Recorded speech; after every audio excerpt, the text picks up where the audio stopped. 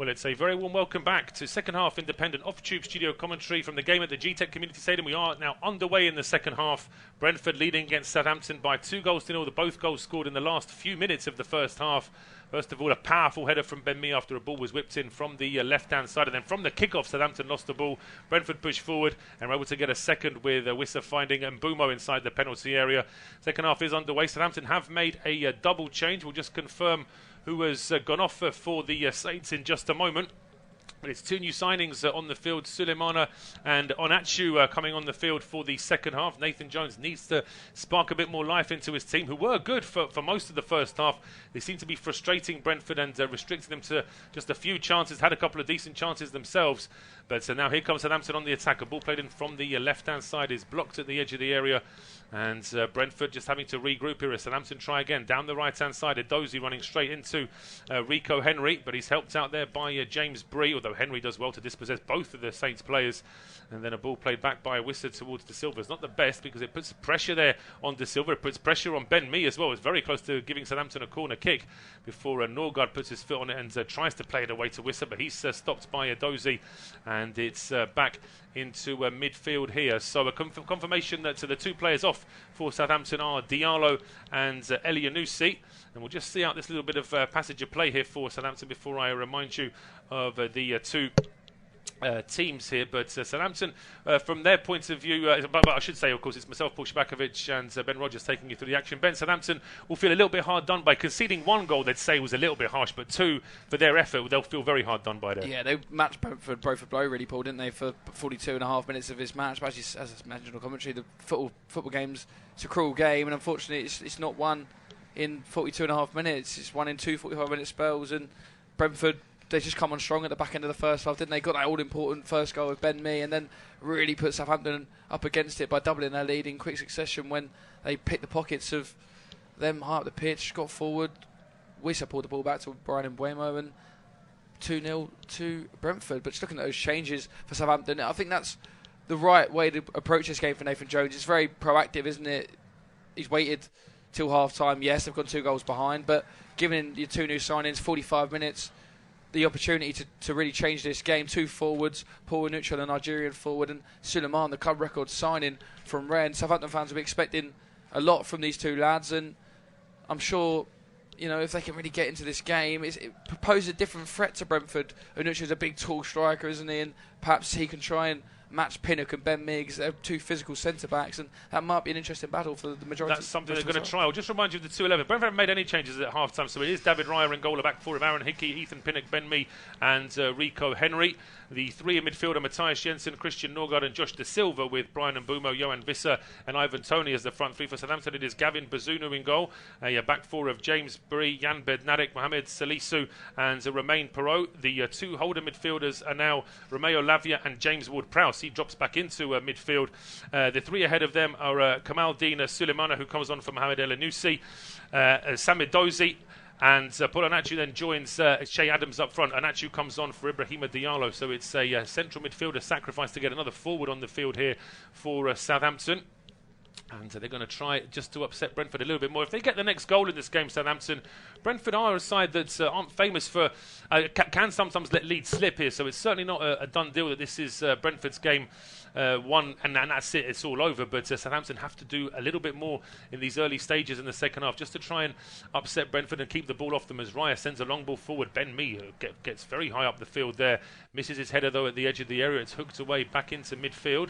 Taken down here by Shea Adams, who had very little service, almost no service really in the first half. He's dropped into midfield here now as he tries to play a ball over towards Onachu, who is ready to go on the run. Brentford win it back here with De Silva, and now it's Mbeumo right-hand side for Brentford. Gets the ball into the box. Taken down here by Toney. Under pressure, leaves the ball for De Silva. Right-hand edge of the penalty area. Hickey arriving now on the overlap. De Silva spots him, but then tries to go himself, and then he loses the ball. He may get a booking here as well, Josh De Silva, because as he was losing the ball, he brings his man down. But it's just going to be a free kick for the time being. Yeah, it was just too obvious there from De Silva, wasn't it? I think Lavia knew that Josh De Silva is a player that loves to play on his left foot predominantly, and he's cut inside. Lavia's just read it, got his body in between man and ball, and then he's brought down by Josh De Silva. But it was quite a cynical tackle from Josh Silva, he's got no attempt to play the ball, and it could have been a possible counter-attack on for Southampton. So I'm inclined to agree with you there that perhaps he can find himself a little bit fortunate that he's not gone into referee's book. It's almost become like a bit of a theme for referees. They don't want to wait as long as possible to give that first yellow card in a game, as Brentford go forward now with Tony at the edge of the area, finds Norgard. Norgard tries to go back to Tony. Bednarek gets in the way though, and it's cleared up towards the halfway line. Che Adams now going back towards his own defensive line here. Southampton just try and slow things down. It's with Romain Perrault down the left-hand side. Back in towards Onachu. Lavia now stepping forward here for Southampton. And again, things have just slowed down slightly for the Saints here in midfield. It's down towards Bree. That's a poor ball, and it's cut out brilliant here by Rico Henry. And he finds Jensen, who's breaking into the penalty area. That's such a telling little touch there, though, from Jan Bednarek, just to force the ball away from the Brentford man. And then as Henry tries to force a corner kick, doesn't quite work out for him, and it is a goal kick to the Saints. So at the start of this half, not how Nathan Jones ideally would have liked them to, especially they made those 2 changes. They would have been wanting to have been on the front foot, but that's not what happened. They've just been really poor on the ball and allowing Brentford to come on to them. And Brentford started this second half just as they finished first, and that's on top. Absolutely. Thomas Frank getting instructions out to his players there. You'll know that this is a big game for Brentford at home to Southampton. They'll be looking to take all 3 points, particularly when you see that their next game is Arsenal away, and Arsenal are going to be a wounded animal after that defeat earlier today to Everton. So at the Emirates, don't fancy Brentford's chances there too much. But you never know. As I say, they'll be looking to try and get what they can in that game. Then they play Palace at home before a derby match against Fulham. They were due to play Manchester United towards the end of February, but that's going to be rescheduled due to the Carabao Cup final. As for Southampton, after today's game, they're at home to Wolves. That's a massive game for them. And then they're away to Chelsea, and then away to Leeds. And that game away to Leeds at the end of February could be a real 6-pointer.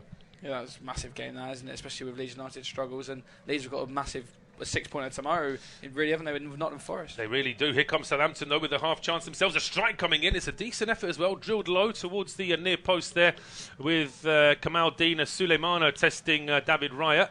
It's one of those that sometimes the goalkeeper can just be unsighted, but it was always going towards Raya there, wasn't it? Sea of bodies in front of the goalkeeper there, wasn't it? And he had to just keep his eye on the ball, and he done that, just that, I should say, David Raya. It wasn't the cleanest strikes from Suleimana, but very positive from Southampton's new club record signing. He got the ball, got his head up, looked to go inside it, and looked to pull the trigger, and Southampton will need that bit of positivity in their game if they are looking to get back into it. Well, here come Brentford now. Jensen had to step over the ball because he was offside. Tony then tries to turn inside the box. He goes down. I don't think there was enough for a foul there, but second ball going in there from Mbeumo, looking for Tony, headed away back towards the edge of the area. Hickey keeping the ball alive now for Brentford. Mbeumo back towards Norgard. It's with Bryan Mbeumo again.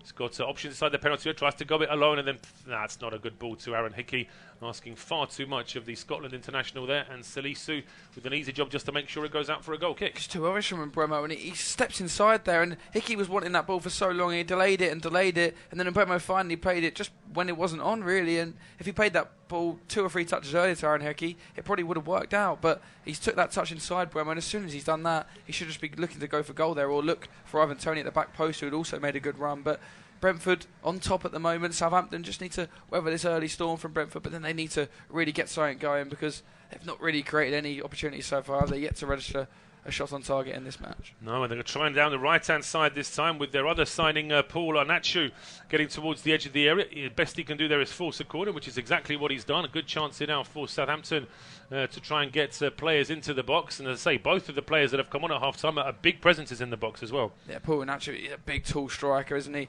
Recently signed from Ghent, of course. And you just expect Southampton, with the quality that Ward-Prowse has, to put balls into the box from these sort of situations, that they can be dangerous from this. And Brentford, we know they've got the height as well, but it'll be interesting to see whether or not they can defend this set-piece situation. Out swinging corner here from James Ward-Prowse, headed down, or they've got hands up here. Southampton are appealing a handball, potentially, but the ball is cleared back into midfield. And Brentford trying to go on a counter, but Perrault was the last man back for Southampton, and he stops that ball, reaching Bryan Mbeumo. Saints back in possession here now with Suleimana. Just looking up at potential option to play that ball towards the edge of the area, but Brentford have cleared the penalty area there, trying to get that offside as high up the field as they can. Bit of a fight here between Jensen and Edozie. Edozie comes away with the ball, but now it deflects away from Josh Da Silva. Brentford can't quite clear their lines. And here is Onachu again, lifting the ball towards the edge of the area. Bree now takes it down, back towards Ward-Prowse. His cross is straight into the head of Ethan Pinnock, heads it back into midfield. Jensen gets the ball away from Ward-Prowse and then plays a ball down the left here for Yoan Wissa. Gets away from Bree, and then Wissa tries a long ball towards Ivan Toney, who looks towards the referee expecting a free kick. So Darren Bond, our official today, is not interested in that one though. Southampton back in possession here now. Romeo Lavia bringing it forward. 55 minutes gone, independent off-tube studio commentary. No change in the scoreline. Brentford leads Southampton by 2-0. No change in any of the other scorelines as Southampton go forward. A ball played into the box. It's just a little bit too long for Anachu. It may still be recycled in by Perot. Drills it towards goal. It's parried by Raya before it's cleared away from the edge of the area by Yoan Wissa. Still inside the Brentford half. Now it drops to Aaron Hickey, who plays a very heavy ball there. He loses it, but he's lucky that Mbeumo is there backing him up. And Brentford now have the ball back here, and Mbeumo trying to turn, but he's run straight into Romeo Lavia there, who then threads the ball down the left-hand side for Perot. Perot breaks into the box, lifts a cross in. Great chance here for Edozie. He can't head towards goal as Southampton expect maybe a free kick, penalty, I should say, for a raised boot there. We play on for the time being, though. A ball's lifted into the box. It's cleared to the edge of the area. Ward-Prowse then trying an effort, which is over the bar. Much better from Southampton, though, Paul. Registered their first shot on target there in that passage of play and getting the balls into the box. And perhaps that's why they brought Paul Nacho on. Perhaps they see something a bit more going for them. If they get the balls into the box, you see Nacho there. The ball was just ever so slightly behind him. Thought we was about to see the replay of the potential penalty call as a high boot, wasn't it? But I don't think it could have quite given it. We're about to see it. It was a good save from David Raya, and then Rico pulls out, and there's never really anything in there. I think it was half-hearted appeals from Southampton, really out of hope more than. Absolutely. Well, players will always appeal if there's even half a chance. The referee might be swung into thinking that it could be a penalty, but Brentford clear, and Southampton come straight back here down the right-hand side. Bree and Edozie now down the right. Edozie's ball back towards James Bree is overhit though, and no chance for James Bree to get on the end of that one. Hand up in apology there from Sam Edozie as well, after his teammate and right back went on quite a long run there, but he couldn't quite get on the end of the pass. Brentford take this goal kick short and immediately could regret it here, because there's still some pressing from Shea Adams and from Paul Anachu. It's cleared up towards the halfway line. Brentford just about keep possession there as Rico Henry is muscled off the ball by Ward-Prowse, but it was a Southampton touch that put it out of play. Ethan Jones, like a keen ball boy there, rushing to get that ball to Rico Henry as quickly as possible. He wants every second he can to try and give his side enough time to get back into this game. It's with Hickey now down the right-hand side. Plays the ball in towards the big frame of Josh Da Silva. He's under pressure there from Romain Perot, and Da Silva in the end doesn't fancy taking on Perot. He goes back to Raya, who's been closed down by Anachu. Raya's ball over the top is headed out by Salisu. Kept in play though by Perot. Looked like it might be going out, and Brentford now are able to retrieve this ball here down the right-hand side with Aaron Hickey. But options are limited here for Brentford. Southampton really have flooded the midfield now. Yeah, they got better in the last sort of 5 minutes, Southampton. That's why they created a couple of chances. And I think that's just sort of spurred them on to really have a go, and perhaps given a bit more confidence that they can hurt this Brentford defence, which has been so solid, of course, this season. But Southampton, the changes have improved them, I think, Paul, going forward. Especially Sulemane looks lively when he goes forward, and as I say, that's going to be a free kick here for Brentford. I think we're going to get the first caution of the afternoon. It's going to be Romeo Lavia, and I'm not too sure he can have any arguments about this, the Belgian, because as Da Silva gets away from him, Lavia sticks a foot out and trips up Josh Da Silva. No attempt to play the ball at all, so it is going to be a yellow card for Romeo Lavia. Brentford with a free kick, but it's on the halfway line, so it's certainly not going to be a set piece that Southampton have to worry about. Just means that it slows the game down. It's just a minute or two where Southampton won't be on the ball now. And it's how Brentford then use this set piece, as it looks like, is that Pinnock standing over it? He's looking up to see where his teammates are. It's going to be a left-footed ball in from Ethan Pinnock towards the edge of the penalty area. It's over the head of Ivan Toney and indeed James Bree, who was marking him. And then hooked out by Sam Edozie for a throw to Brentford down the left-hand side. This is so important for Southampton now, not to lose the bounce. They've just had a good few minutes there where they put pressure on Brentford. They've got to make sure that they win this ball back off the bees as quickly as possible.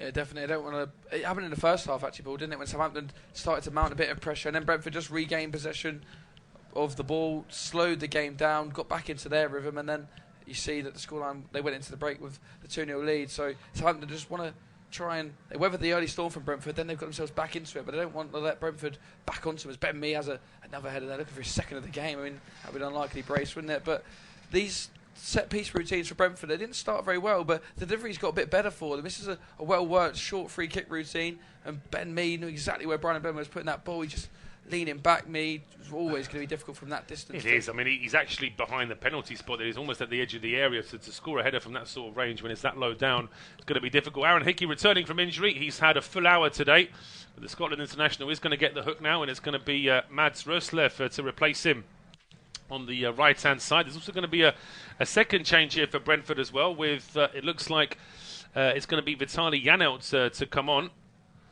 And Janelt, very much a central midfielder, can as an emergency play as a left-back, but they certainly prefer to have him in central midfield. And it's going to be Josh Da Silva. It seems to be that those two players swap places on the field all the time. Janelt or Da Silva. It's usually one of the two of them that starts, and then he's replaced by the other one during the game.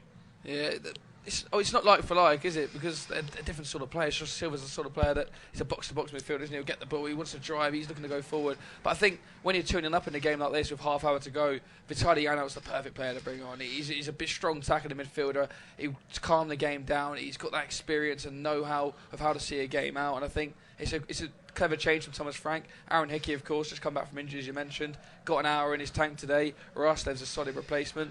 I'm sure. No, it's a fair point you make about the two midfielders for Brentford, because as I say, Janelt won't be charging forward as much. He'll be told not to as well. It's not really part of his game to do that. He's got a few goals for Brentford, and he's not like he can't get forward, but his main role will be just to try and stifle what Southampton have been doing. I'm pretty sure that Thomas Frank was already thinking about making that change before these last few minutes when Brentford have improved, because the last 10 minutes before that were pretty good for Southampton. But here come the Bees now. A ball from Norgard is cleared towards Rico Henry, who's about 40 yards out. It goes towards Wissa on the left-hand side, back in towards Janelt. Under pressure from Ward-Prowse, goes towards Ben Mee. Ben Mee's pass is a poor one. Cut out here by Samir Dozie, and then he's off through the middle now. The ball deflects onto the in towards Bryan Mbeumo. One back here for Brentford now, and it's Norgard up to Wissa. Wissa just shepherds the ball away from Edozie. And Dozie stays down, but he's back up on his feet now. Brentford go forward here with Rico Henry towards the edge of the area. Breaks into the box. Thought about a right-footed shot. It is a right-footed shot from Henry. It's charged down, and it's back outside the penalty area now here with Mads Røslev. He then lifts the ball in, which is hoisted up in the air by James Ward-Prowse back into midfield. Pumped back in towards the Southampton box, headed away this time by Jan Bednarek, and then the loose ball drops here into midfield. It could have been a counter-attack, but it's been won back here by Brentford. They'll give the ball away pretty quickly, though. It's now down the right-hand side. Edozie is chasing this one all the way to the byline, just under pressure from Rico Henry. Puts a decent cross in as well, and that's not a bad ball into the box. Just flicked away by Adams inadvertently. He was trying to head that towards goal. I just wonder if he'd have known that Anachi was behind him, he might have left it. But Southampton still keep the ball alive here with Perrault down the left-hand side. Back in towards Mohamed Salisu.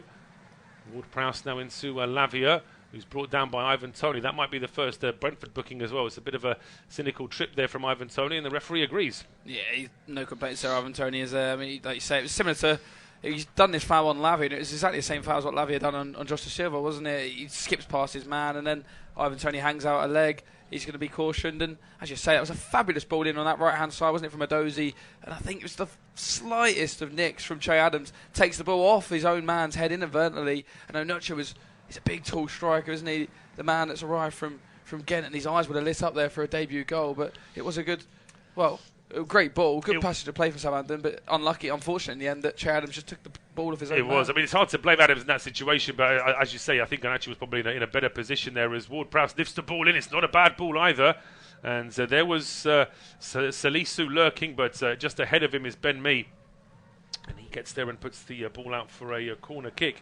Southampton getting ready to make another double change here. It's Theo Walcott and Carlos Alcaraz getting ready to come on.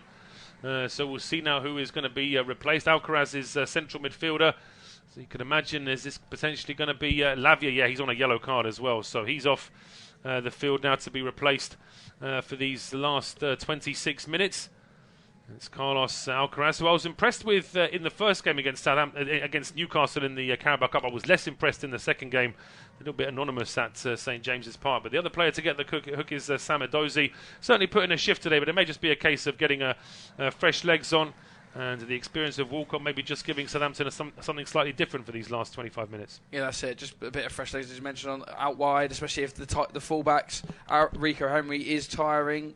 Perhaps, that's an element where Theo Walcott can use his pace. Not the pace that he had 10 years ago, but he's still a player, as you say, with great experience and an eye for goal. But Southampton are going to have to start taking a couple of risks here because they're still 2 goals behind, 25 minutes left in the game. And at the moment, yes, they've got better, but they're not really creating too much. Well, they're just giving the ball away at the edge of their own box. Look, this is a good chance for Brentford here as Mbeumo stopped at the edge of the area, leaves it for Rico Henry.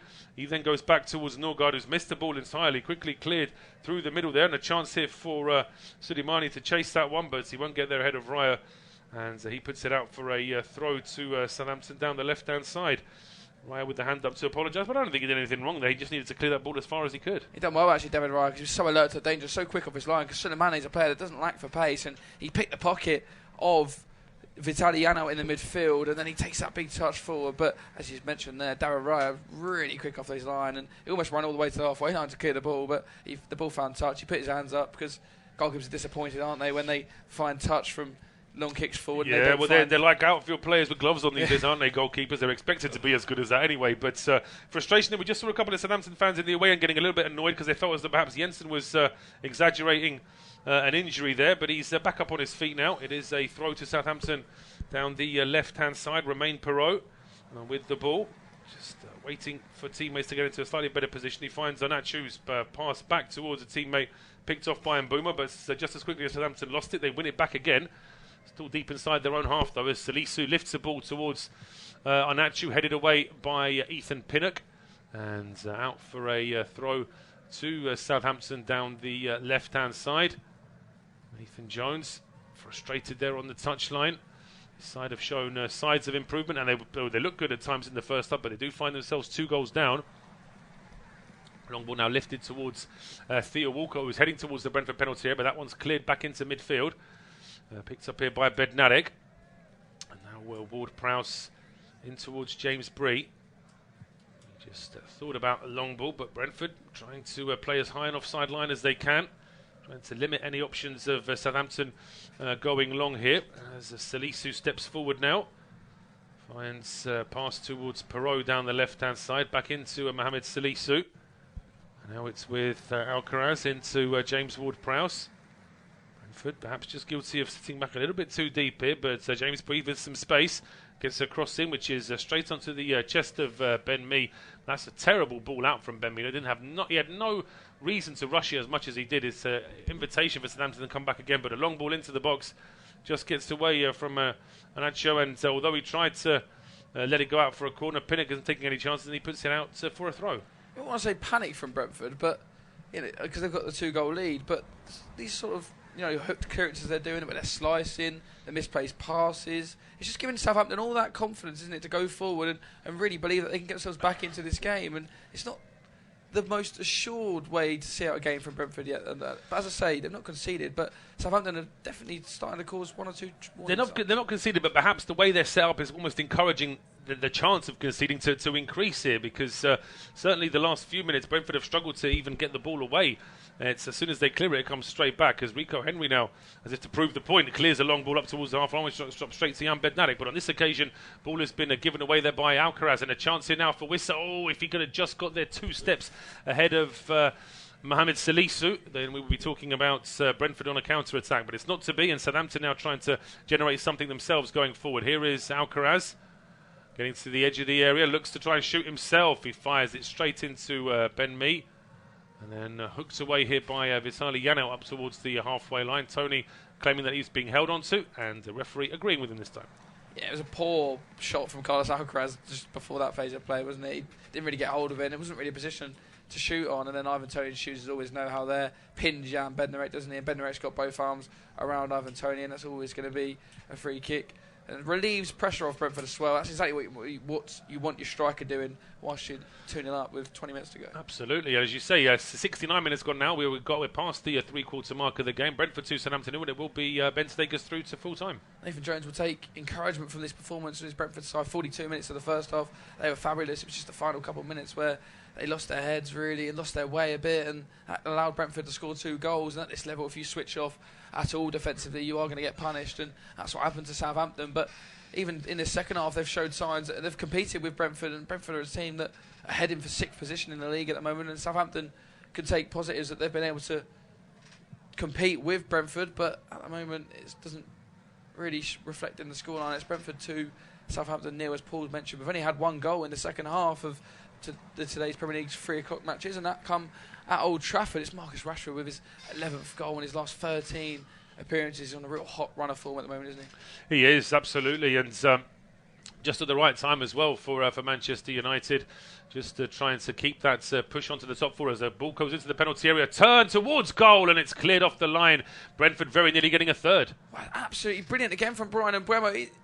As I just say, we'll break off because Brentford have still got another chance here, as Bazunu didn't do too much with that punch away, but it was a clever worked free kick, which Bryan Mbeumo played a cheap, short, chipped ball over the top to Ivan Toney, and Ivan Toney held up the ball really well, and then with his back to play, really, he's on the swivel, his right-footed shot blocked off the line well by Southampton. At the moment, the game is still alive. There's a couple of goals to keep you up to date on, but at the moment I will...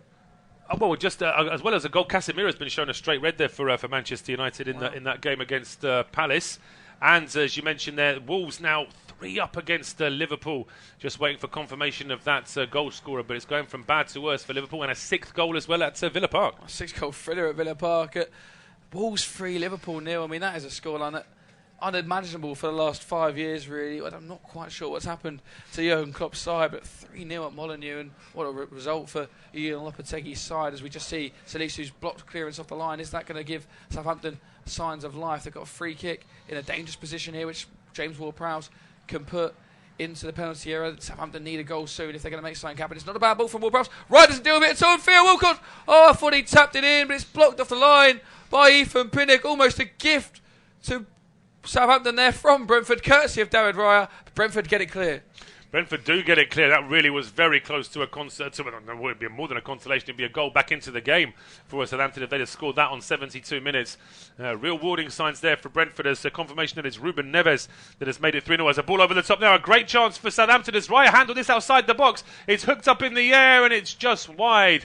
But I do wonder if perhaps there's going to be a replay just to have a look here as to whether or not there was handling outside the box from the goalkeeper. There's not too much of an appeal from Southampton. It might just be that I felt that was the case, but it was still safely inside the box. Ooh, I'll tell you, was that inside the box there, Ben? It was outside the box, Paul, but it's just whether or not the ball He's makes contact with David Raya's hands. Because, as you've mentioned there was no complaints at all, really, from the Southampton players.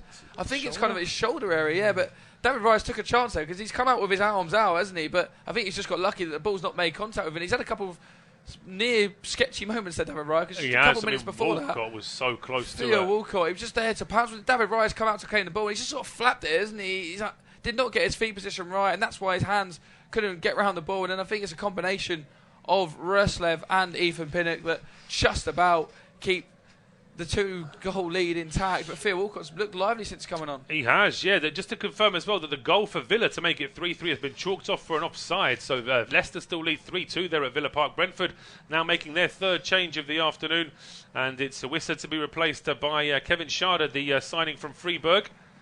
And he'll be looking to make as good an impression as he can here. The Brentford number 9. Dare say that some thought about potentially long absence for Ivan Toney, I think, in signing Kevin Schade. I think Brentford accepted that there could be a period at some point where Toney is going to be facing a ban for all the charges that he's been levelled at him by the FA. But the sheer number of charges means that he's still got a bit of time, I think, before his legal team have a deadline to respond to all the charges. And I think that's still a few weeks away. So for the time being, he can still play for Brentford. But Schade is on the field now. And here come Brentford with Toney taking the ball down brilliantly. They tries to backheel it to Schade, but Southampton win it back here with Bednarek. Yeah, good work there by Bednarek. Just intercept that Ivan Toney backheel pass. And then Brentford's clearance, again, is a poor one from Ethan Pinnock. And it's a throw into Southampton, which finds Jamesbury. Jamesbury to Che Adams. Che Adams looks for a long ball forward, which Ben Mee deals well with there.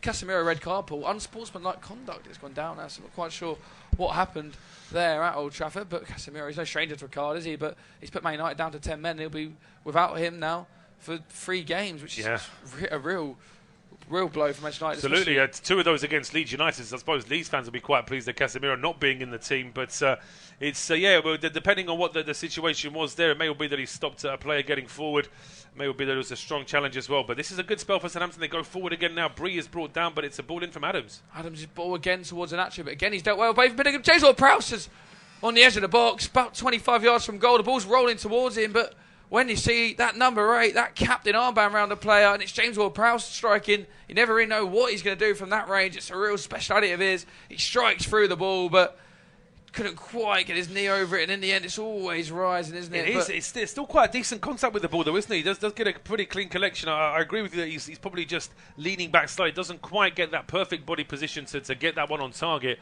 But as I say, it's certainly this second half, just like the first, I think for long spells of the first half, Southampton were doing their work well. And you've got to say the same about the second. It's going to be a tough team talk, as it was in the first half. It'll be a tough team talk for Nathan Jones at full time if it stays the same. Because although there have been a few errors and a few misplaced passes, you can't fault Southampton's effort today. No, you can't. The effort and energy levels are there, Paul, as you mentioned. It's been same old story over the last few games, though, isn't it? You see midweek against Newcastle, they narrowly lost, didn't they? But they were brilliant in that game, but just got beaten by the better side. And when you look at, you know, their run of fixtures they've had, lost 7 of their last 8 games, bottom of the Premier League table, but the performances haven't been, you know, bottom of the table worthy. I think they've played well in periods today, but it's just moments like the Ben Mee header, and then they switched off just a couple of minutes before half time, and Brentford got that 2-goal lead. And when you're giving away 2-goal leads in relatively cheap fashion, it's always going to be hard to win football matches. But a story could be developing at Old Trafford, Paul. Certainly could be. Manchester United were 2 up, then they're down to 10 men, and now Palace through Jeff Schlupp, who's got a goal back for Palace on 76 minutes there. So with 15 minutes to go at Old Trafford, or just probably be a little bit more with injury time as well, it's still very much game on at Old Trafford. So Manchester United, the job has not been done yet. And meanwhile on the south coast, they're still impatiently waiting for the first goal between Brighton and Bournemouth. That's the only goalless game still left. Yeah, that's a game that Brighton would be expecting to win, but a very improved Bournemouth side as of late under Gary O'Neill. We're looking to get a really great point at the Amex Stadium, to be fair, because Brighton have a really high flying this season, aren't they? As are the team we're watching here, Brentford, and they currently lead bottom of the table, Southampton by 2-0. James Ward-Prowse looks to find James Bree of a long rake-in, switch diagonal play, but wasn't ever really going to trouble the Southampton defence, and the ball goes out for a goal kick. 77 minutes played in this game, I should say. 13 minutes left. And the writing is, dare I say, on the wall for Southampton, Paul? It is. I mean, if they were to get a goal back now, I don't think Brentford could rest easy. I don't think Brentford would rest easy until we were just a minute or two away from full-time, or indeed until Brentford get a third. I think that a 2-goal lead can always be pegged back with one quick goal, and suddenly it puts a bit more doubt into the side that was 2 goals in front. Southampton have had their chances, but whether or not they can sustain that kind of pressure to actually really put Brentford more under the cosh, as Rico Henry there was blocked as he tried to play a ball out, and that's going to be a free kick to Brentford around about the halfway line.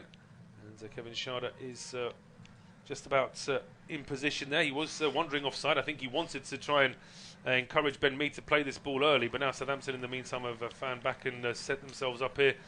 Mee's still going to try and send it long, though, it looks like. Yeah, Ben Mee just sends a long chip ball down the line to try and find Ivan Toney, who's done really well there to hold off James Bree, but couldn't quite find Schade, and Schade has been dispossessed by James Bree. It's going to be a throw-in to Southampton, but looking ahead to the next few fixtures of both of these teams. Brentford, of course, travel to Arsenal next weekend. 3 points today would have been really important, Thomas Frank would have said, because that Arsenal fixture is going to be really tough for Brentford, isn't it? But after Arsenal's second loss of the season today, they'll be going into that game full of confidence. Will Thomas Frank's side, as Sulemana looks to put a dent in this Brentford lead at the moment, but he's dispossessed by Ben Mee, and then David Raya finds Ivan Toney brilliantly, who holds the ball up really well, and his pass just evades Bryan Mbeumo. Otherwise Brentford were in there for a 3v2 opportunity, and Southampton just trying to take a few more risks, a few more gambles now, but it's going to be at the expense of probably getting caught on the counter-attack. As a real strange change there from Parade on Ruslev. He just seemed to grab at his shirt and put him to the floor, but the referee has waved play on. Leicester have got a 4th goal at Villa Park. They could be heading for a massive 3 points there.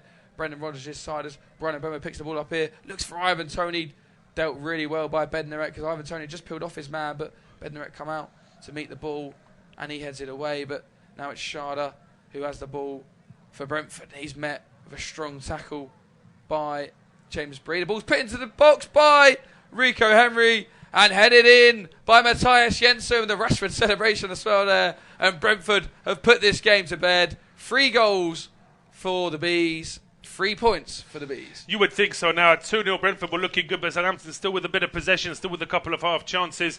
You felt if they got a goal back, then things could get interesting towards the end of the game. But now, with 10 minutes to go, plus injury time, Brentford are 3 up. It's hard to see how Southampton find a way back from here. Sharda runs pretty much just straight into Bree. But no one from Southampton is backing up James Bree, so Sharda still has time to play a ball back. And it really is a very measured cross from Rico Henry and a very strong header from Matias Jensen. It's a good goal from Brentford, but a frustrating one for Southampton to concede. It's a fabulous ball from Rico Henry, Paul, isn't it? We spoke in the first half, didn't we, about Rico Henry wanting to get forward. Brentford, I should say, playing with inverted forwards, and then that allows Rico Henry to be wide, put the balls into the box, then Brentford have the bodies in the box. They did there with Matias Jensen. It's a great ball from Rico Henry, but you've got to question, I know Southampton have got to take risks, but you've got to question the defending there, because Rico Henry's got an absolute age to wait for the ball to come to him and to put it in the box. No man closes him down. Well, this is it. After the run from Sharda has stopped, really Southampton from that point of view should have got rid of the ball first, but the fact that there was enough time for Henry to get the ball, really measure that cross and then pick out Rico Henry, pick out Matias Jensen, I should say, is not good from Southampton's point of view. Double change for Brentford now. They've already made 3, so these will be their final 2. Bryan Mbeumo is going off and he's going to be replaced by Mikkel Damsgaard.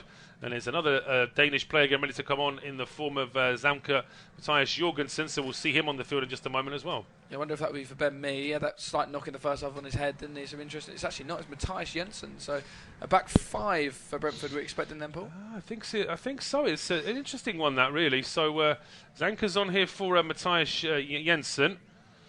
I'm trying to think. I can't think of any of those other Brentford defenders why they would go into midfield. So I think it is going to be a change of formation for the last 10 minutes here. It'd be Zanka, Pinnock and Mee along the back 3. I mean, yeah, it looks, he has slotted in the back 5 there, so it's a back 5 for Brentford. I mean, with 8 minutes left in this game, Thomas Frank obviously just wants this clean sheet, so he's put an extra body at the back just to shore things up. 82 minutes played, 8 minutes left of normal time. Brentford 3, Southampton 0. Another tremendous performance for Thomas Frank's Bees, and they've really stung Southampton, haven't they, this afternoon? But Southampton, to their credit, they keep going, they keep plugging away, and they're trying to at least get a consolation goal if nothing else. And whilst Brentford were making those changes, Southampton actually made a change as well. It's Che Adams who's been replaced by Adam Armstrong, so a chance for him to get a run out in the side, the Southampton number 9. And yeah, Armstrong on the field had a couple of good chances away at Newcastle in midweek. Being a Newcastle lad, a former Newcastle player, would have loved to have scored, but it wasn't to be for him on that occasion.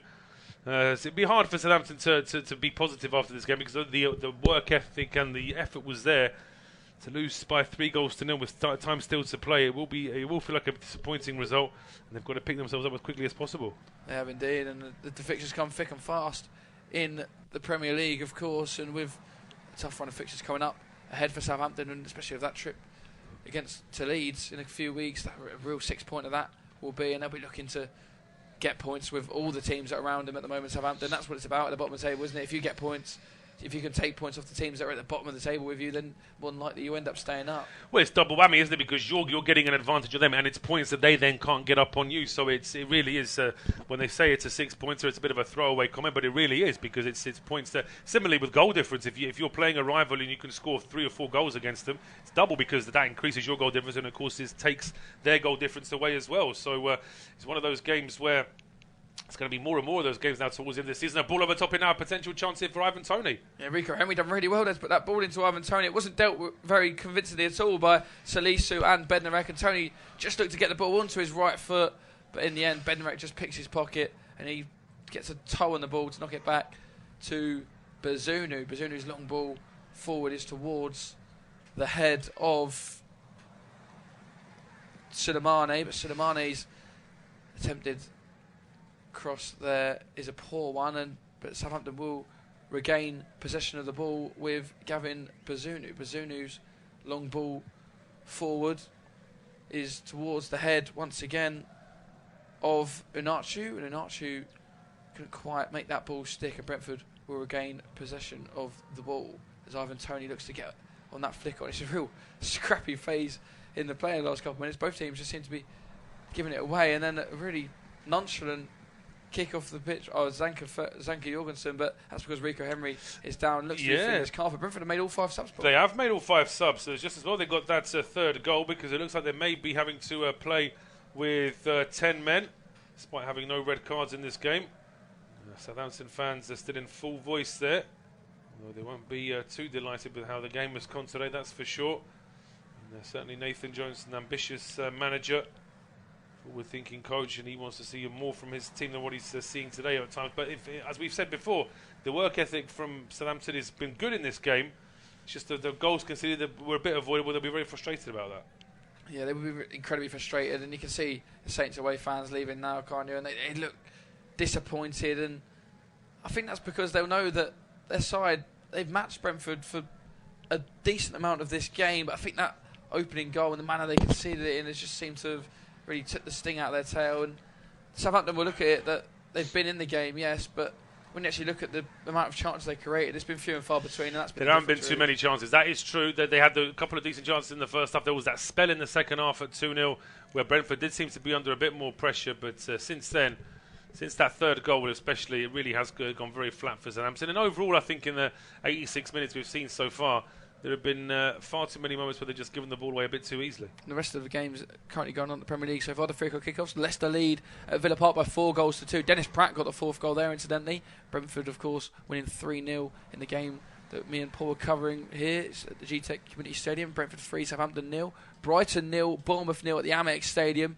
Manchester United 2, Crystal Palace 1 at Old Trafford. But it's 10-man Man United after Casemiro was sent off for throttling his opponent. So wow, well, we'd like to see a replay of that, because of course players, obviously that kind of violent contact is never allowed, but then it all depends on how hard the throttle was. I mean, it sounds like a silly thing to say, because any throttling shouldn't really be acceptable at all, but we do see referees giving some leeway to physical contact, so it must have been a bit more serious here from Casemiro's attempted attack there from Southampton. The ball's cleared towards the edge of the area. And Sulemani does well there to try and regain. He tries to pull the ball back across. It was good footwork from Sulemani there to get to the byline, but Christian Norgard was equal to it at the edge of the box to put it behind for a Southampton corner. Incidentally, the other 3 o'clock game is at Molineux, and that's the big story of the afternoon, really. Wolves 3, Liverpool 0. The struggles continue for Jurgen Klopp's side, and what an afternoon that is for Julian Lopetegui, probably his finest in as Wolves manager so far. Ward-Prowse's corner delivered in towards Apache over his head.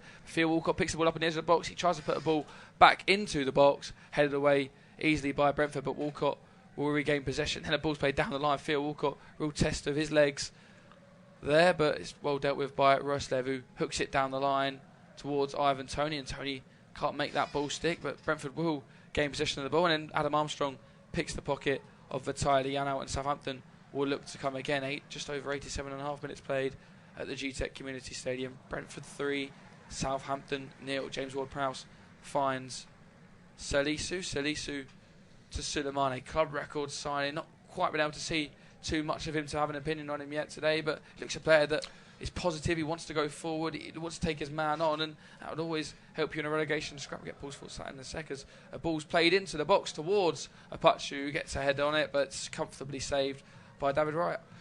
It was comfortably saved by David Wright. As you say, it's in relation to Sulemani, he was happy to sort of move that ball across there, wasn't he, when that cross was put in.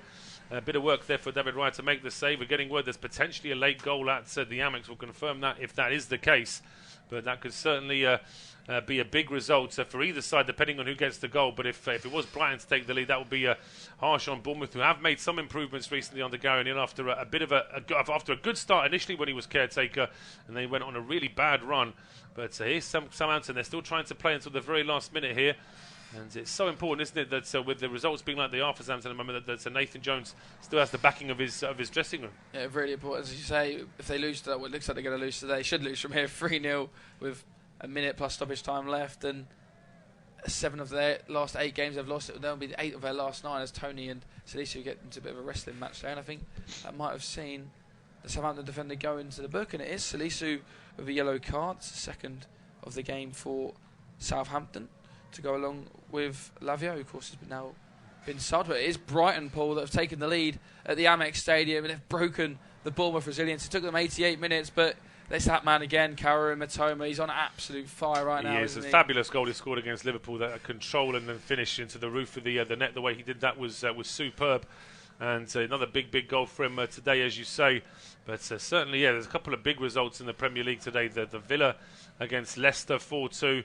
And then the Wolves 3-0 against Liverpool. The early game as well, of course, was a big shock with Everton beating Arsenal. Still got Newcastle against West Ham to come at 5:30 this evening.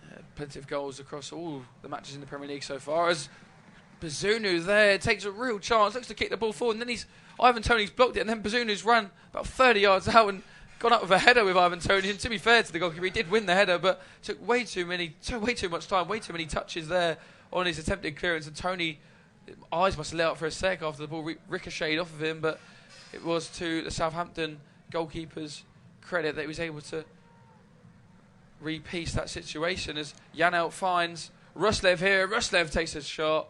Poor, really, from the Brentford fullback. It is poor. I'd like to think that if it was 0-0, he'd be trying to play a square pass or a cross. It's not really the ideal position to right for the shooting from that right-hand side. I mean, that said, he's not too far away, but he's going for a very high angle. Yeah, and he's just leaning back ever so slightly, isn't he? And never really looks set to take that shot. It's a poor connection on it and poor effort from. Disappointing there from Ruslev. It's not the first thing you think of when you think of Brentford goal scorers. He doesn't get too many goals for the Bees.